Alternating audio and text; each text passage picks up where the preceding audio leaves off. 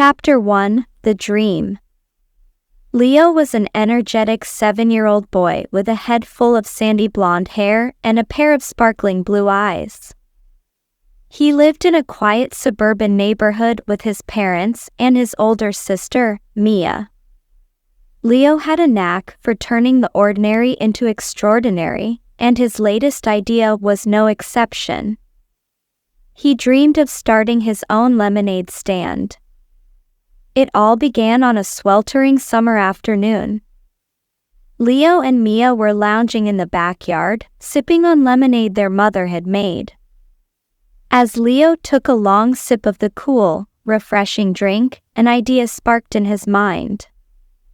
"Mia," Leo said, his eyes wide with excitement, "what if we set up a lemonade stand?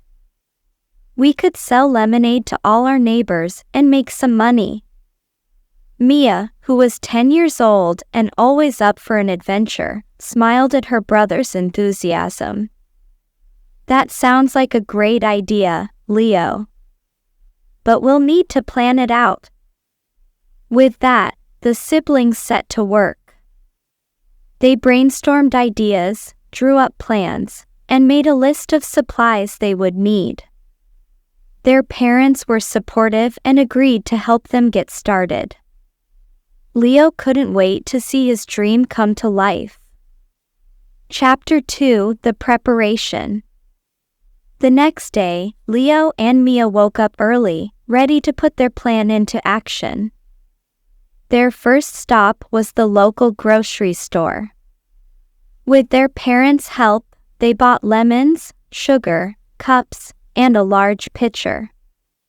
Leo insisted on getting a small table and a bright yellow tablecloth to make their stand look cheerful and inviting. Back at home, the siblings set up their stand at the end of their driveway, under the shade of a large oak tree. They decorated the table with the yellow tablecloth and a sign that read, "Leo's Lemonade Stand." Mia's artistic skills came in handy as she drew lemons and smiling faces on the sign.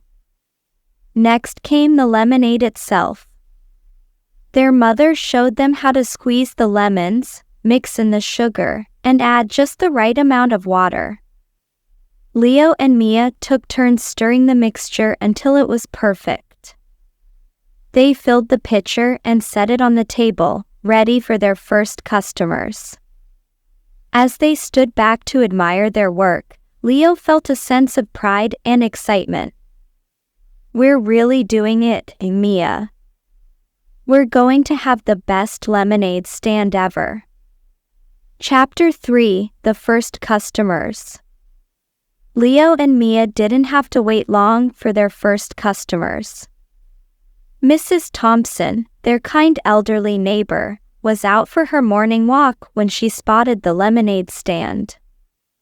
"Well, hello there, Leo and Mia," Mrs. Thompson greeted them with a warm smile. "What a lovely lemonade stand you have here. I'd love to buy a cup." Leo beamed with pride as he poured a cup of lemonade and handed it to Mrs. Thompson. "That'll be 50 cents, please." Mrs. Thompson handed Leo a dollar bill and said, "Keep the change, dear. This is the best lemonade I've had in years." Leo and Mia thanked her and watched as she walked away, sipping her lemonade. They could hardly contain their excitement. Their first sale had been a success. Word spread quickly through the neighborhood, and soon more people came to buy lemonade. There was Mr. Johnson, who loved to chat about his garden, the Rodriguez family, who had 3 energetic kids, and even a group of teenagers who were curious about the new lemonade stand. As the day went on, Leo and Mia found themselves busy pouring lemonade, chatting with neighbors, and counting their earnings. They felt a sense of accomplishment and joy with each satisfied customer. Chapter 4: A Lesson in Business. By the end of the first day, Leo and Mia were thrilled with their success. They had made more money than they expected and had received many compliments on their lemonade. However, they also learned that running a lemonade stand was hard work. Their parents sat them down that evening to talk about the importance of managing their money. "You did a great job today," their father said. "But running a business means you have to be smart about your earnings and expenses." Their mother added, "You should think about saving some of your money for future supplies and maybe even investing in other things for your stand." Leo and Mia nodded, understanding the wisdom in their parents' advice. They decided to save a portion of their earnings and use the rest to buy more lemons and sugar for the next day. Chapter 5: The Competition. The next day, Leo and Mia set up their lemonade stand with even more enthusiasm. However, as the day went on, they noticed fewer customers stopping by. Confused and a little disheartened, they looked around and saw a new lemonade stand a few houses down. It was run by their classmates, Sarah and Jake. "Looks like we have some competition," Mia said, trying to stay positive. Leo, however, felt a pang of worry. "What if everyone goes to their stand instead of ours?" Mia put a reassuring hand on Leo's shoulder. "Don't worry, Leo.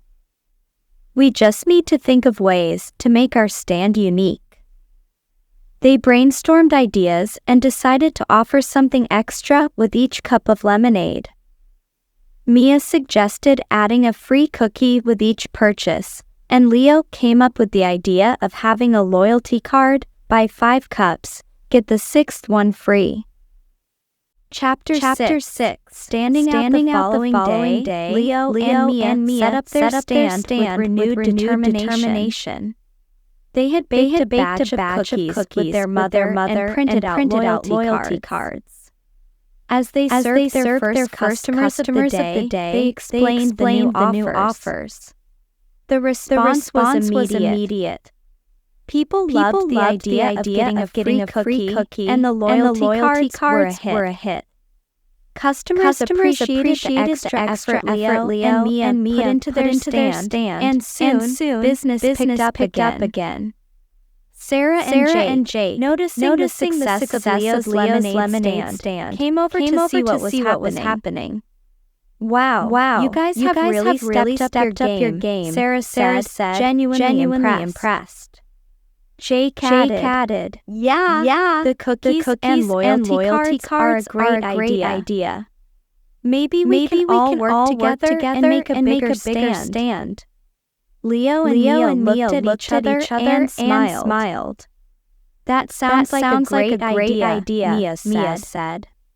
We can be partners. Chapter 7: The Big Stand. With the help of their new partners, Sarah and Jake, Leo and Mia expanded their lemonade stand.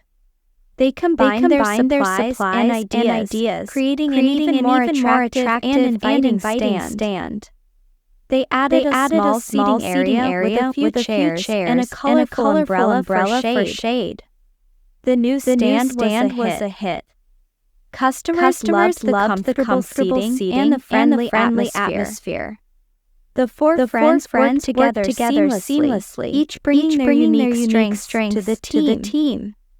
Sarah was great at organizing, Jake was a natural at marketing, Mia had artistic skills, and Leo had boundless energy and enthusiasm. Chapter 8: A Special Surprise. One sunny afternoon, as the lemonade stand was bustling with activity, a fancy car pulled up. A well-dressed woman stepped out and approached the stand. She introduced herself as Mrs. Parker, a local business owner who ran a popular cafe in town. "I've heard a lot about your lemonade stand," Mrs. Parker said with a smile. "I've come to see what all the fuss is about." Leo and his friends were thrilled. They served Mrs. Parker a cup of their best lemonade, and she took a sip. Her eyes widened with delight. This is fantastic lemonade. I'd like to offer you a special opportunity. The children listened in awe as Mrs. Parker explained her idea. She wanted to feature their lemonade in her cafe as a summer special. In return, she would pay them a percentage of the sales and give them credit on the menu. Leo and his friends couldn't believe their luck. They eagerly agreed to the proposal and began working with Mrs. Parker to supply her cafe with their homemade lemonade. Chapter 9: Growing Success. The partnership with Mrs. Parker's cafe brought even more success to Leo's lemonade stand. The cafe's customers loved the refreshing lemonade, and word spread even further about the young entrepreneurs. With their earnings, Leo and his friends decided to give back to their community. They donated a portion of their profits to a local children's charity and organized a free lemonade day for the neighborhood where everyone could enjoy a cup of lemonade on the house. The lemonade stand had become more than just a summer project. It was a symbol of teamwork, creativity, and generosity. The four friends had learned valuable lessons about business, friendship, and the importance of giving back. Chapter 10: The Future. As the summer came to an end, Leo and his friends reflected on their incredible journey. They had started with a simple idea and turned it into a successful venture that brought joy to their community. Leo's parents were proud of his hard work and determination. You've done an amazing job, Leo, his father said. You've learned so much and made a real difference. His mother added, and you've shown that with a little creativity and a lot of heart, you can achieve great things. Leo smiled, feeling a sense of accomplishment and pride. I couldn't have done it without all of you, he said, looking at his family and friends. This summer has been the best ever. As they packed up the lemonade stand for the last time that summer, Leo knew that this was just the beginning. He had big dreams and a bright future ahead. And with the support of his family and friends, he knew that anything was possible. Epilogue: The Legacy. Years passed, and Leo grew up, but he never forgot the lessons he learned from his lemonade stand. He went on to study business and entrepreneurship, always carrying with him the spirit of innovation and generosity that had fueled his first venture. Leo's lemonade stand became a beloved memory in the neighborhood, inspiring other children to start their own projects and dream big. The story of Leo and his friends was told and retold, a testament to the power of creativity, teamwork, and community. And every summer, without fail, Leo would set up a lemonade stand, now with his own children, teaching them the same values and principles that had guided him. The legacy of Leo's lemonade stand lived on, a bright and shining example of what could be achieved with a little imagination and a lot of heart.